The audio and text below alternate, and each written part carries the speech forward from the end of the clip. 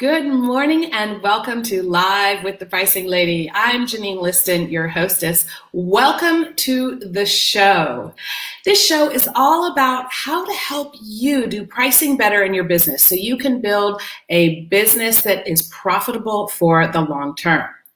Today, what I want to talk to you about is the fact that, well, if you want pricing to be a little bit easier, you're going to have to choose a target customer.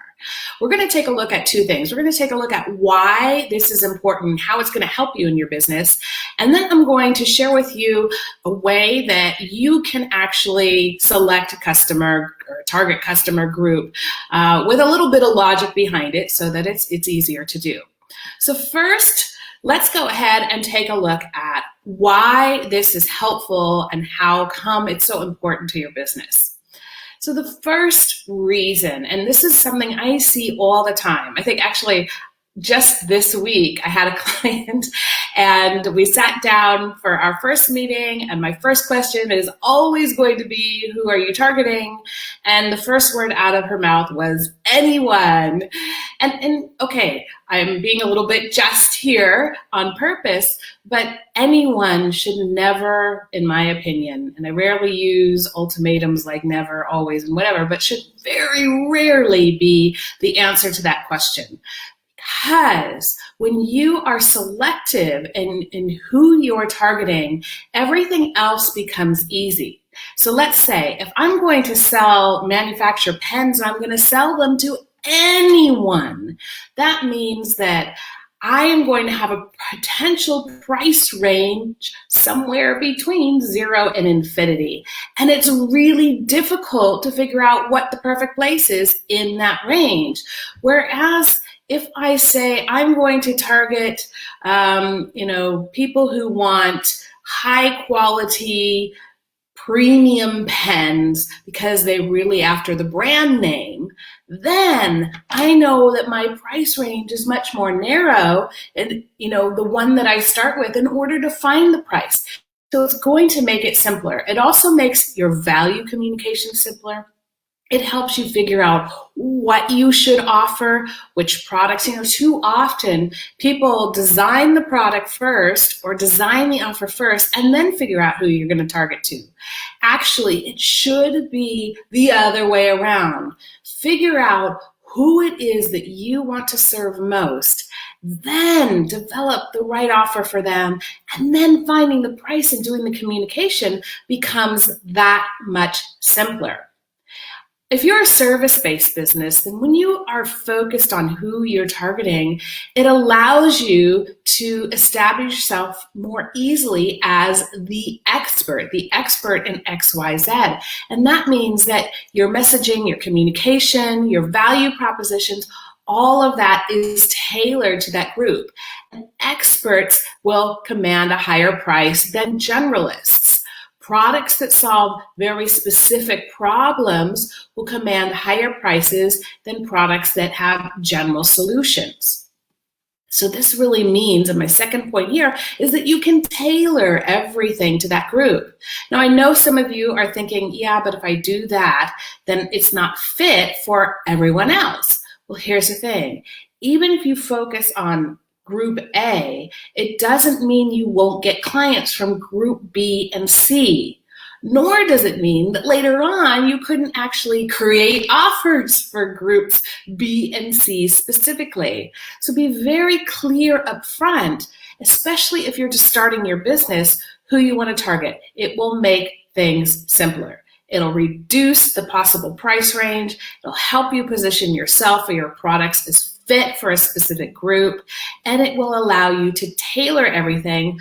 So basically, my point here is it helps you simplify the process. It helps you be focused on what you're doing, and then it helps you to tailor what you're doing.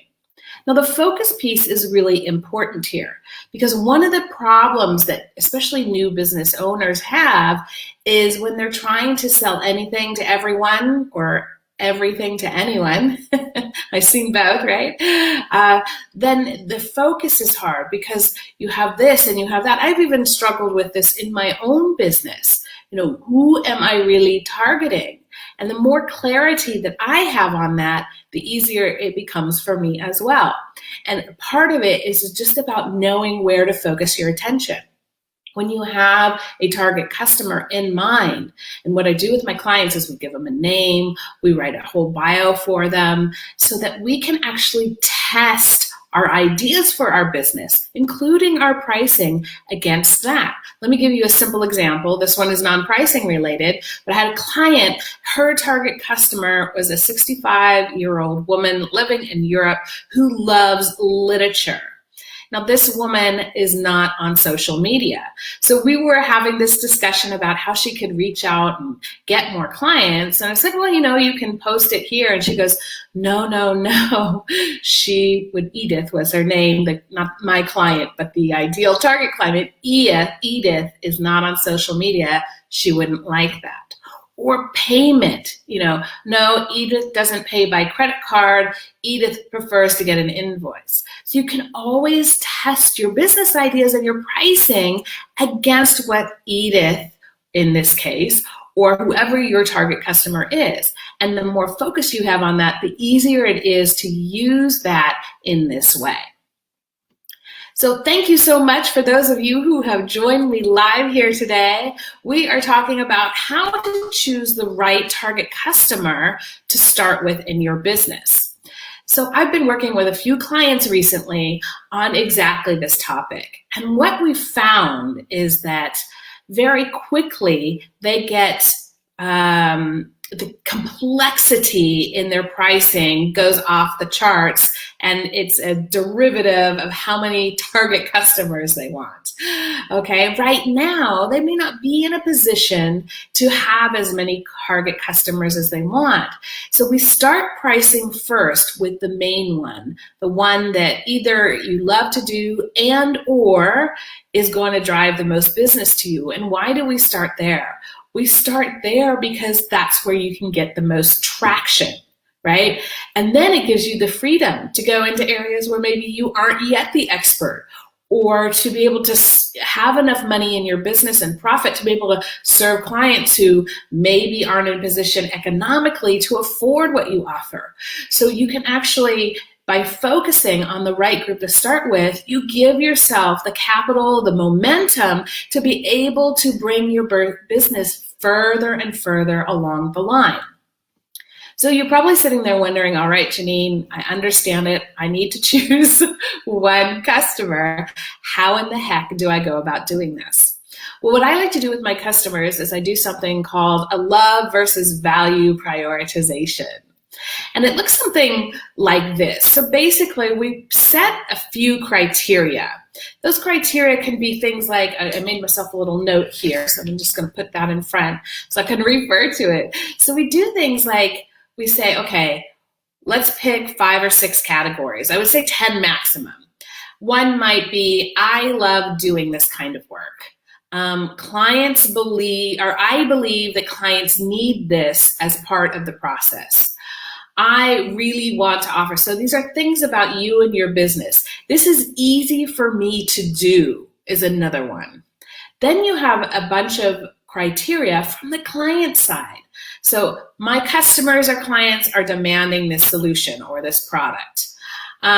This product, it's something that maybe clients don't want up front, but they realize after the fact that they're going to need it. So it might be a secondary product.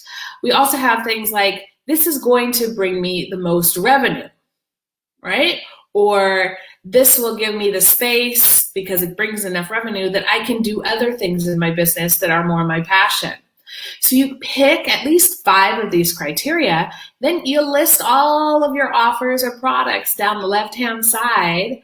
Oh, another one that's a good, especially for product-based businesses, this is a core offer. This is an accessory or an upsell or a downsell, right? Because that's also going to change things. So then on the left-hand side, you got all your criteria across the top, and on the left-hand side, you're going to list all of the products or offers that you have for your clients. And then you're going to rank each one relative. So you're going to give each one a score. You can use 1 to 5, 1 to 10, whatever you prefer, but you're going to give them a score, and you want to use the whole scale for each item.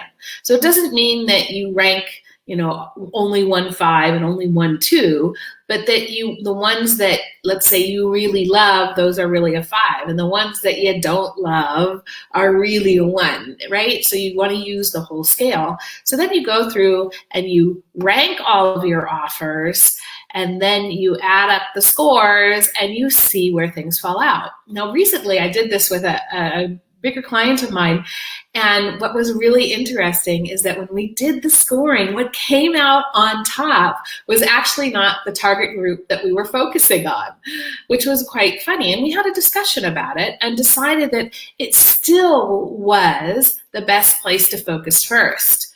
And in this case, it had to do with the maturity of the business. So the one that scored higher were businesses that were less mature. So less mature businesses quite often have less capital, less money to invest in their businesses.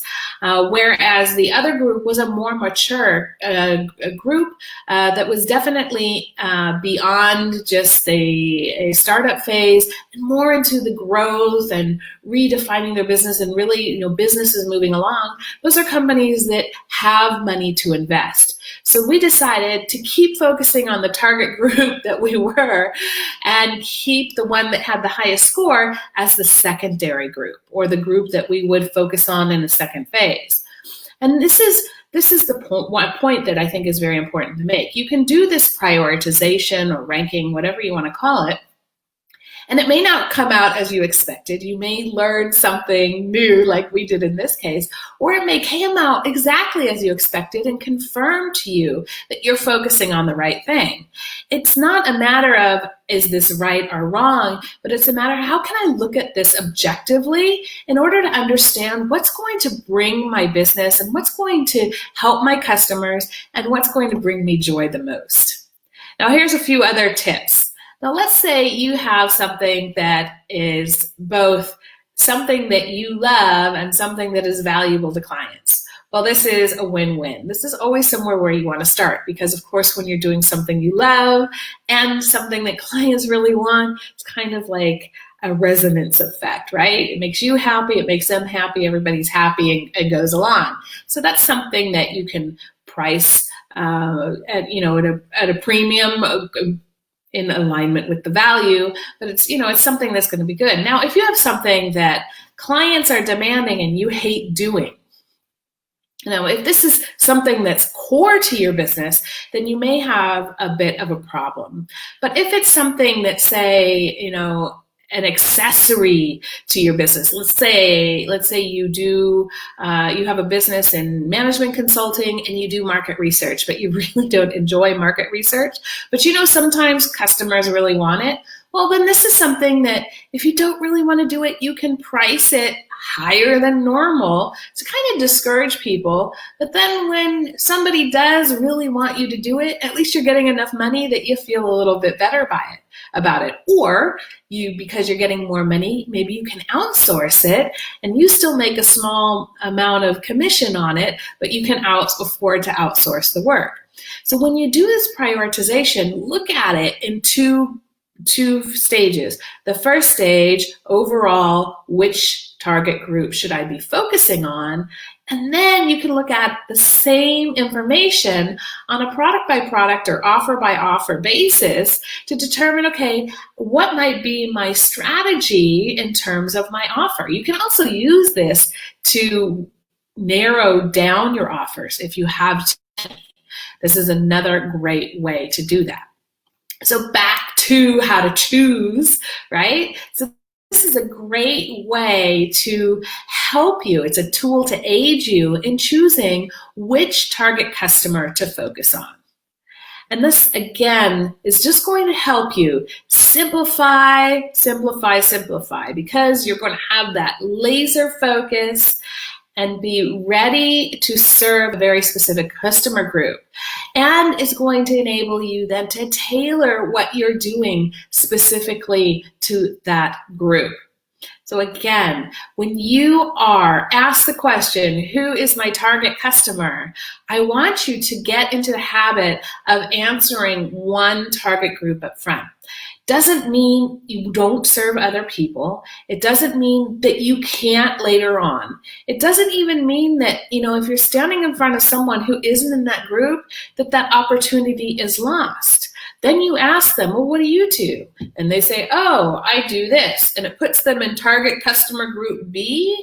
Then you can say, oh, yeah, well, actually, I've had a few clients in that area, and this is how we work together and found it very helpful. So you can always pivot. But at the start, I really want you to have a laser focus and be very clear about who you're targeting. It will make your pricing so much easier. Ladies and gentlemen, that's what I wanted to share with you today. Thank you so much for joining me. For those of you live, hello, hello. And for those of you who are watching the replay, thank you as well. Go ahead. If you know someone who is struggling with pricing their business, go ahead and send this video to them. And also, if you are not already in my Facebook group, Charge Your Worth with the Pricing Lady, I encourage you to go on over there. I do some follow-up content from these videos, as well as you get pricing tips and other information and commentary to help you with pricing in your business. As always, if you have questions or would like to know more about how to work with me, you can go right here to JanineListon.com/discovery call and book a discovery call with me. That's all for today, ladies and gentlemen. I wish you all the best. Have a great week. And as always, enjoy pricing.